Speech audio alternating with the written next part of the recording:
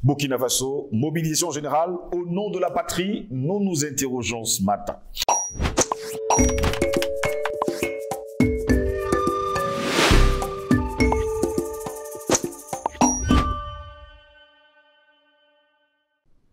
Mesdames, Messieurs, bonjour. Très heureux de vous retrouver sur Panafricaniste TV, la chaîne de télévision des panafricanistes. Ces paroles panafricanistes qui démarrent en trombe. Nous sommes justement le mardi 18 avril de l'an de grâce 2023. Le Front patriotique a appelé pour sa première sortie médiatique depuis l'avènement du MPSR2 à une mobilisation générale dans la lutte contre le terrorisme, indiquant que la défense du territoire est d'abord l'affaire de tous les Burkinabés. Le Front patriotique, constitué d'organisations de la société civile et de partis politiques, a donc appelé, il faut le dire ainsi, le 13 avril dernier, justement, à une mobilisation générale. Mesdames, Messieurs, Ouagadougou a donc décidé de frapper fort contre le terrorisme islamique. Les autorités de transition au Burkina Faso ont décrété jeudi la mobilisation générale afin de donner à l'État tous les moyens nécessaires pour faire face aux attaques djihadistes qui endeuillent régulièrement le pays. Une décision qui ouvre la possibilité de réquisitionner des personnes pour lutter contre le terrorisme. Face à la situation sécuritaire à laquelle fait face au Burkina Faso, le salut de la nation repose sur un sursaut national de l'ensemble des filles et des fils en vue de trouver une solution, a affirmé le ministre burkinabé de la Défense et des anciens combattants, le colonel-major Kassoum Koulibaly. Les autorités qui ont également décrété la mise en garde auront notamment le droit de requérir les personnes, les biens et les services, le droit de soumettre à contrôle et à répartition, les ressources au ravitaillement et le droit d'appel à l'emploi de défense à titre individuel ou collectif, précise d'ailleurs le compte-rendu du Conseil des ministres de jeudi dernier. La mobilisation générale rend applicable sur toute l'étendue du territoire certaines mesures de défense. Elle entraîne l'état d'urgence dans les parties du territoire concernées. Selon la loi portant sur l'organisation de la défense nationale, en cas de danger menaçant la sécurité et l'intégrité territoriale, la sécurité des institutions et celle des populations, le chef de l'État peut, outre l'état d'exception, décréter pour tout aux parties du territoire national la mise en garde, l'état d'urgence et la mobilisation générale.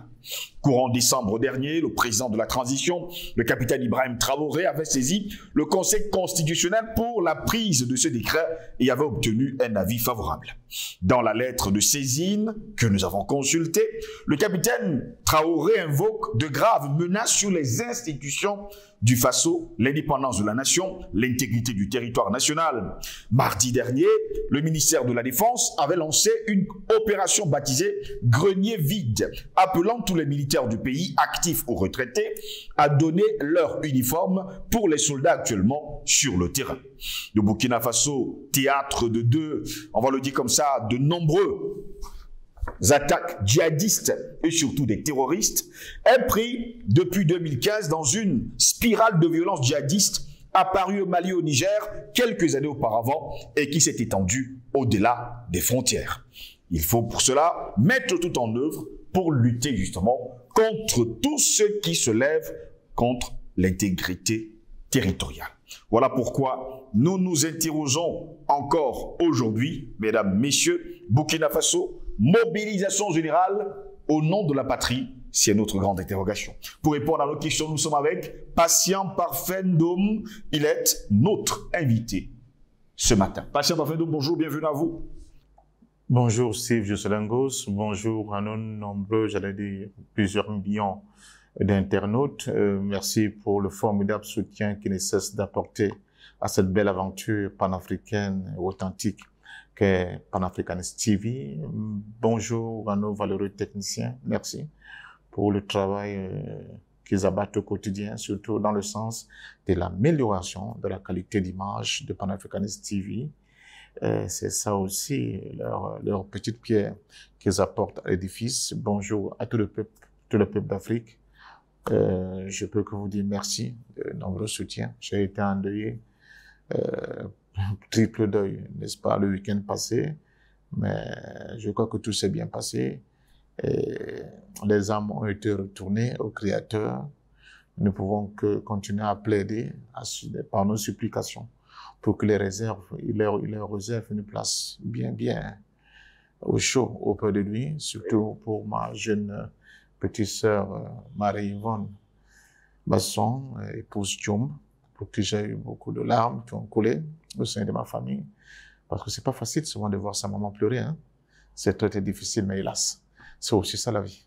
C'est ça aussi la vie. On vous souhaite beaucoup de courage, hein, et toute notre compassion à votre famille. Merci également d'être là ce matin, patient parfum de mobilisation générale du côté du Burkina Faso. Eh bien, le capitaine Ibrahim Traoré nous dit, dans un communiqué, il s'agit surtout à travers ce décret de donner un cadre juridique légal à l'ensemble des actions à mettre en œuvre pour faire face à la situation que vit le Burkina Faso. J'ai même l'impression que cette décision de mobilisation générale arrive un peu tardivement. Le Burkina est dans une situation très difficile. Mais le Burkina devrait d'abord compter sur elle-même. Ou bien compter d'abord sur ses propres forces, je veux dire. Oui. Parce que dans les pays qui se respectent, un État, un pays qui a été agressé au point d'être dans une situation de déstructuration même de l'État lui-même, d'implosion du pays. Je pense que la meilleure réponse, en termes de réponse sécuritaire que ce pays peut apporter, c'est une mobilisation générale. Le Burkina Faso est en guerre. Il faut bien que toutes les filles et les fils du Burkina Faso le comprennent. Le Burkina Faso est en guerre. Ce n'est pas le moment. Je le vois souvent sur la toile. Des remarques désobligeantes. Ce n'est pas le moment où certains journalistes qui n'ont jamais existé donnent l'impression que c'est le moment d'équilibrer l'information, soi-disant. Ce n'est pas le moment. Des attaques en dessous de la ceinture contre le gouvernement du capitaine Ibrahim Traoré. Ce n'est pas le moment. Le moment, c'est le moment de faire corps autour des institutions de la République, oui, pour combattre cette idée terroriste que nous ont imposé les agents de la déstabilisation impérialiste pour nous imposer leur présence militaire sur notre continent. Les jeunes burkinabés doivent le comprendre. C'est une décision qui tombe à pic pour essayer de rationner les rangs, faire bloc dans les institutions et aller au combat.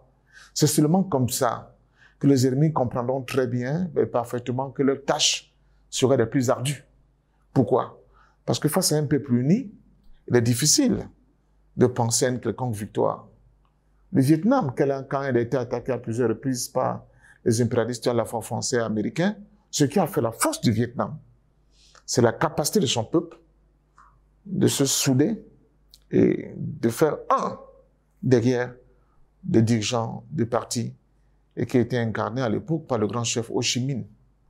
Vous ne pouvez pas aller dans une bataille asymétrique que celle que vous impose l'ennemi au niveau de Burkina et continuer à la faire à la Saint-Glinglin avec les dissensions qui ont au sein des journalistes qui se découvrent journalistes enfin aujourd'hui, des fameux politiciens qui pendant des décennies n'ont pas pu apporter une once de réponse aux problématiques de sécurité, mais surtout de développement de leurs propres concitoyens qui aujourd'hui se voient, n'est-ce pas, se redécouvrent les armes et les fonctions de grands critiques de ce qui se fait. Je pense que ce n'est pas le moment. Avant que l'extérieur vienne au secours de Burkina, il faut que le Burkina soit capable de démontrer à juste titre que c'est d'abord eux, que tout dépendra d'eux d'abord. Et c'est pour ça que je pense que c'est une initiative qui est noble. Je suis depuis très longtemps un converti de ce que j'appelle la défense populaire. Et là encore, l'un des valeureux compagnons de Ho Chi Minh a écrit un très bon livre opuscule que j'ai lu avec beaucoup de délectation, qui s'appelait Le Général Diap. Et ce livre s'intitule Guerre du peuple, armée du peuple. Guerre du peuple, armée du peuple. Guerre du peuple, armée du peuple. On a imposé au peuple burkinabé une guerre. Il faut qu'en termes de réponse, l'armée du peuple burkinabé se lève pour défendre la patrie. Je crois qu'il n'y a pas meilleure vocation que cette situation-là aujourd'hui. Et je ne vois pas quoi d'autre on peut aujourd'hui opposer comme réponse à cette tentative de déstabilisation du Burkina. C'est lever une armée populaire pour défendre la patrie. Et justement, Thomas Sankara avait coutume de dire « La patrie ou la mort, nous vaincrons ». C'est le bon moment? C'est le bon moment. Mais qu'est-ce qu'on peut encore faire? Vous pouvez encore faire quoi? Vous avez des gens qui ont décidé de créer un chienlit dans la bande sahélo-sahélienne. Ils s'attaquent à vos pauvres populations. Ils s'attaquent, n'est-ce pas, à vos fondamentaux, à vos militaires. 44 personnes sont tombées la semaine dernière. Voilà, ils s'attaquent aux civils, aux pauvres civils. Et Dieu seul sait le niveau de misère, de paupérisation des populations burkinabées, n'est-ce pas, qui était encore hier. La Haute-Volta, le pays des sanglés, la Misana, de Thomas Sankara. Mais où en sommes-nous de ces puissances protectrices qui nous chantent aujourd'hui la démocratie? Regardez là où ces gens-là nous ont laissés. Donc je pense qu'on n'a pas d'autre choix que de faire corps, que de lever cette armée populaire pour nous battre et défendre le pays. Ce n'est pas le moment des débats. Ce n'est pas le moment c'est voilà, aussi pour le Mali, des remontades, je ne sais pas, hein,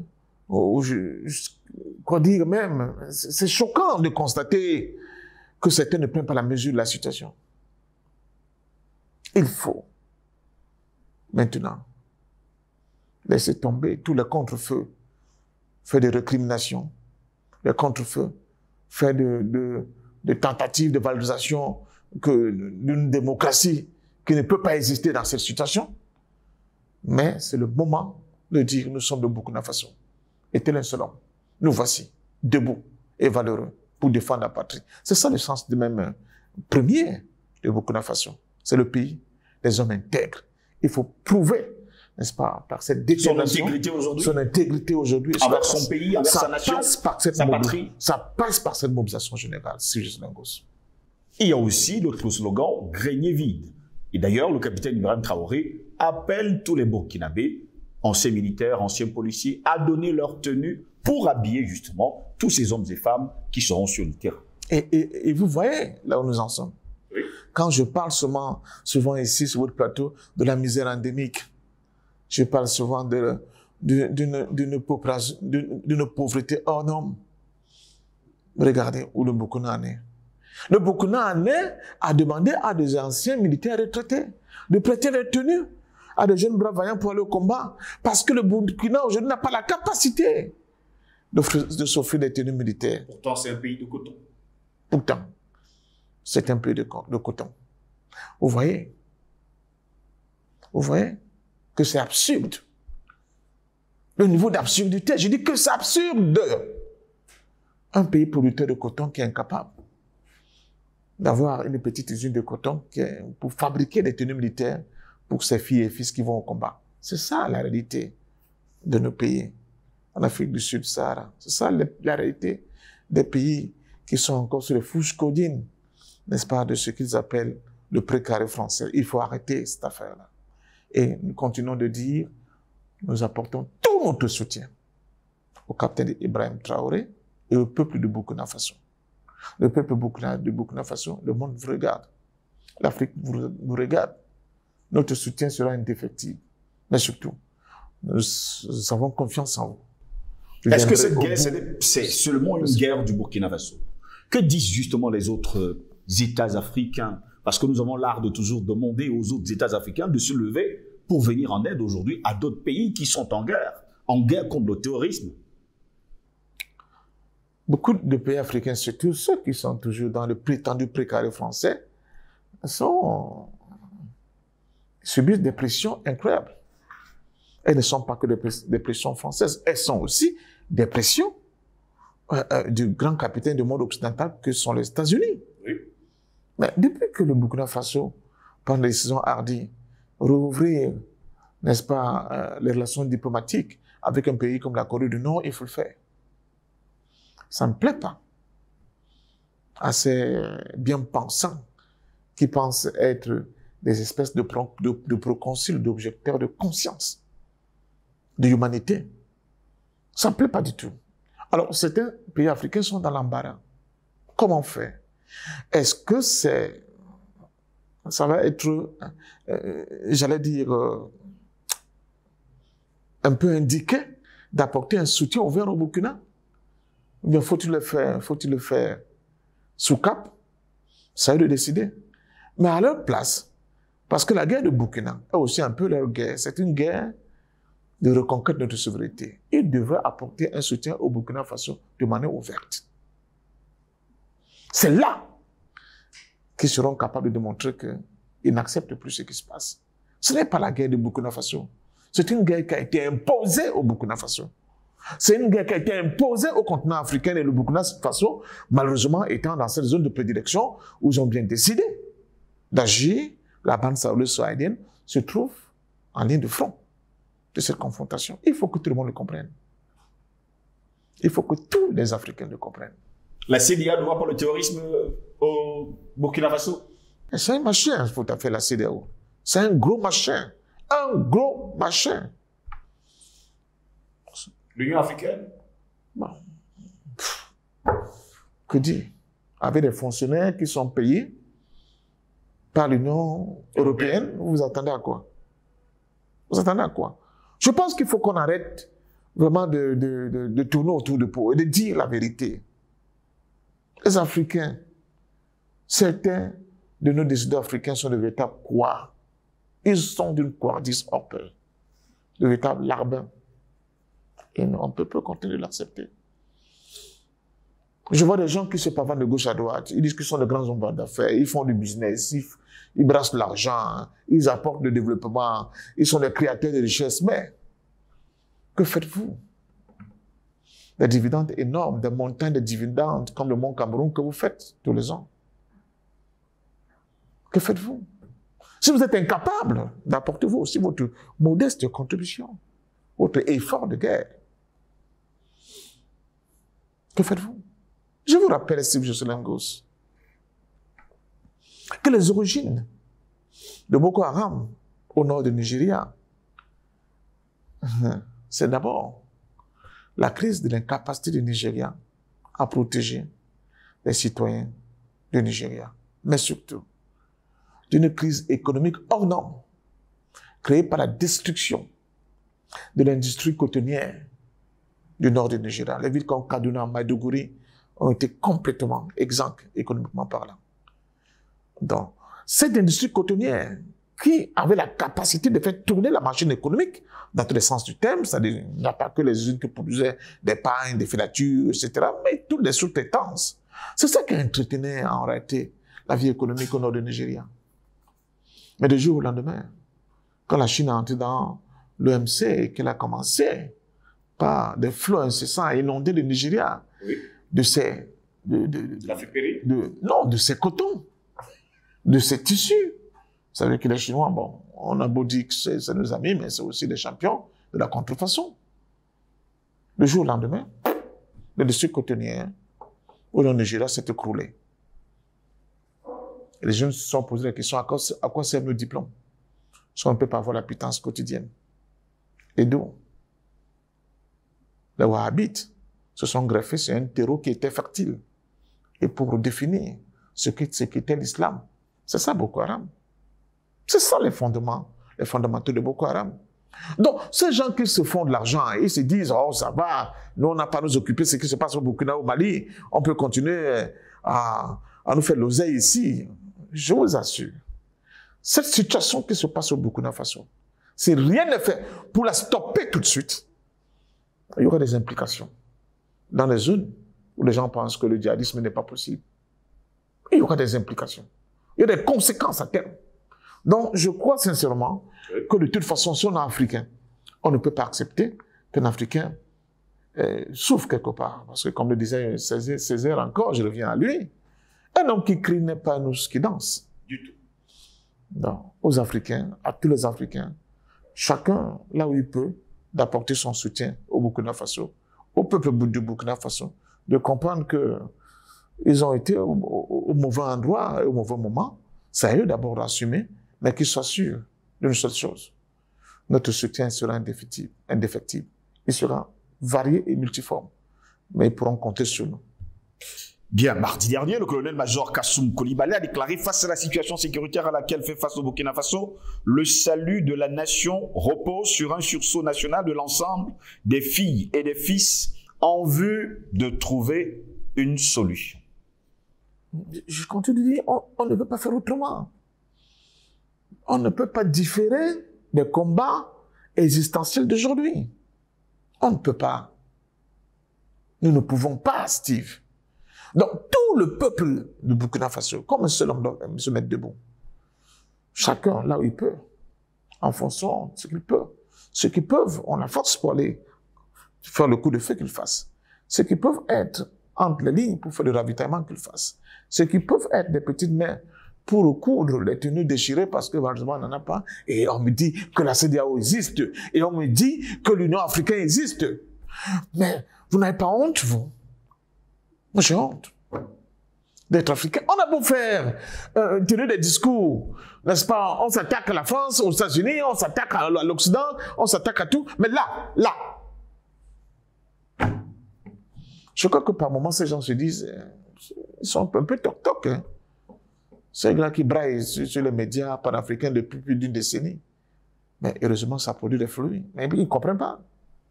Parce que quand vous regardez ce que nous vivons, Steve, c'est vrai, nous nous sommes sacrifiés. Oui. Mais c'est difficile pour tout le monde de se sacrifier à ce niveau. Mais nos élites devaient montrer le chemin, nos intellectuels devaient montrer le chemin, nos décideurs politiques, nos manias, n'est-ce pas, des industries, dans l'économie, un peu dans la culture, devaient faire quelque chose. Que les footballeurs africains se réunissent, font une petite cotisation et qu'ils appellent Burkina Faso, donnent cet argent au Burkinabé. Les musiciens africains qui font une petite réunion avec un grand coup de cœur et l'appellent Burkina Faso, qui font des chansons, n'est-ce pas, qui vont vendre pour dire non à au terrorisme dans la bande sahélienne. Pourquoi ils sont incapables de prendre de telles initiatives? Je ne parle pas des hommes d'affaires. Pourquoi? Peut-être parce qu'ils ont peur de l'Occident. Mais ce n'est pas possible. Jusqu'à quand? Quand vous parlez de footballeurs, ils jouent de l'autre côté. Et donc? S'ils arrivent à soutenir le Burkina Faso, vous savez ce qui pourrait se passer. Mais donc, voilà. Il y a des confidences quand même de certains. C'est ça, vous savez. Oui. C'est ça les enjeux. C'est ça les enjeux. Mais si nous étions bien organisés, j'ai réfléchi un peu, je revois encore ces athlètes américains devant le point, n'est-ce pas, des Black Panthers. Après, je crois que c'était le jeu de Munich, après une victoire. Je continue de dire... 1972, alors, donc c'était bien après Munich. Donc, je pense sincèrement que c'est notre niveau d'organisation qui fait défaut.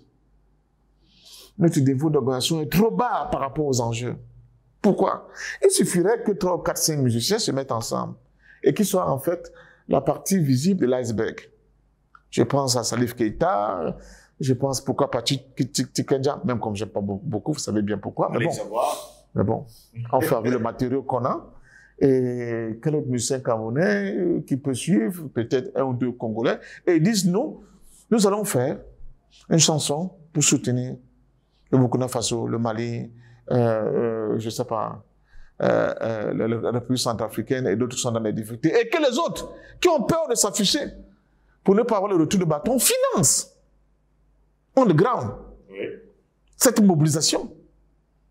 N'est-ce pas? Donc, il y aura deux volets. Le volet d'abord, dont on dit qu'il sera vendu en soutien aux forces de défense et de sécurité du Mali, du Burkina Faso, de la Guinée-Conakry, et même un peu du Niger, mais pas la France, et surtout de la République centrafricaine, et puis des contributions volontaires. Nous avons des musiciens africains trop riches.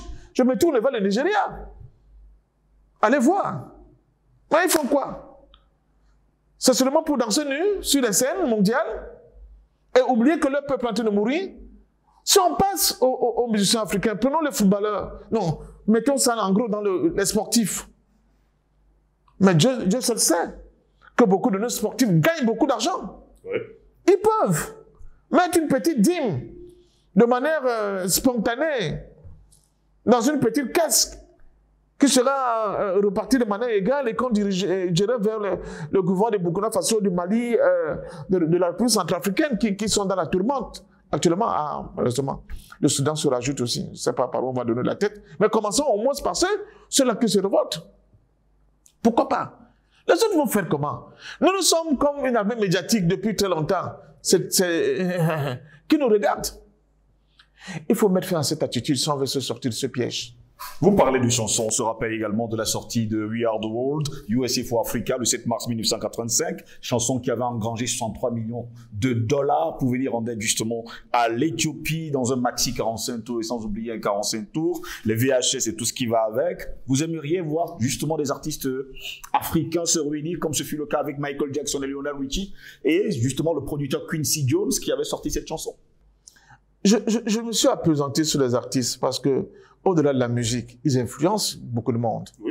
Ils influencent même les opinions des gens qui sèment les désordres chez nous. C'est pour ça que je me suis beaucoup focalisé à eux, mais il n'y a pas que. Il y a beaucoup de corps, de métiers, de professions en Afrique qui peuvent faire beaucoup de choses, Steve, en soutien au Burkina Faso. Moi, j'ai vu dernièrement une vidéo d'un jeune ingénieur chinois qui fabrique des drones et qui a décidé d'envoyer ces drones-là à ses camarades d'armes russes qui se battent au Donbass gratuitement. Bon, quand je le vois, j'imagine qu'il n'est pas seul, que c'est tout un groupe qui a derrière. Mais voilà les actes concrets. Ces actes-là ne font pas beaucoup de bruit, mais ils sont d'une efficacité redoutable. Vous voulez dire que les Africains ne savent pas faire des sacrifices? Je dis que notre niveau d'organisation est encore trop bas, Steve. C'est ça notre problème. On laisse le Burkina, n'est-ce pas, patauger seul dans cette gadoue-là, comme si ce n'était pas notre problème. Vous vous souvenez, avec les athées mondialistes, il y a quelqu'un qui avait suggéré une idée, la taxe Tobin, sur les billets d'avion, pour financer un peu les programmes dans les pays du tiers-monde. Elle n'a jamais vu le jour. Ça veut dire qu'il faut compter sur personne, il faut compter sur nous-mêmes. Je suis convaincu que si nos États, dans nos principaux États africains là, lançaient une quête de solidarité pour les pays du Sahel qui font face, et la Centrafrique qui font face, n'est-ce pas, au désordre que les autres veulent nous imposer, et on dit à chaque citoyen africain, mettez dans une cagnotte, dans une caisse spéciale, en espérant que les détourneurs, ceux qui ont, n'est-ce pas, les kleptomanes professionnels, qui sont la tête de nos États et de nos institutions, n'est-ce pas? Mais là aussi, on va vraiment mettre les garde-fous, j'espère. Ce n'est pas impossible à faire. Qu'on dise que chaque citoyen qui est déjà majeur mette 1000 francs CFA, ou bien l'équivalent, parce qu'on a beaucoup d'autres monnaies, dans une caisse pour venir en aide. Bon, comme on dit au Cameroun, vulgairement, c'est 2 maniants. Vous voyez ce que ça va dégager comme somme. Et non. Non, je vous dis, le fond du problème dans notre continent, c'est qu'on n'est pas organisé.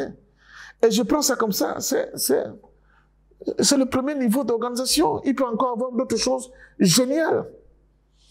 Il y a toujours beaucoup plus d'idées dans 2 têtes que dans une. Ma petite cabosse, c'est ce qu'elle a pu produire ce matin sur votre plateau. Mais imaginons que les gens se mettent à réfléchir dans le sens de la solidarité pour venir en aide à ces pays comme le Burkina qui crient. Parce que ça, c'est un cri de détresse que le Burkina lance. Pas seulement en direction de son peuple, mais à toute l'Afrique, au monde libre, le vrai monde libre. J'espère qu'il sera écouté, même si ce n'est pas par nous, mais par des bons samaritains qui existent à travers notre planète. Merci à vous, patient parfait, d'avoir été de nôtres. C'est moi qui vous dis merci et je continue de dire au peuple du Burkina Faso, il y a des moments comme ça, il faut faire des émissions comme celle-ci, sans aller trop chercher dans la rhétorique, dans les dialectiques, dans la recherche des mots, n'est-ce pas, l'approfondissement de la construction, la construction de l'analyse, non. Mais dis des choses un peu terre à terre, de manière basique, pour qu'on comprenne d'où nous sommes. Nous sommes le seul peuple au monde qui agit comme nous agissons. Ce n'est pas possible. Nous sommes devenus un peuple de faits divers.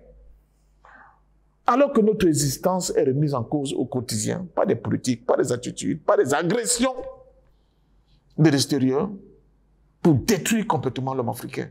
Cela est inacceptable. Mesdames, Messieurs, Albert Einstein avait coutume de dire « Le monde est dangereux, non pas tant à cause de ceux qui font le mal, mais à cause de ceux qui regardent sans rien faire.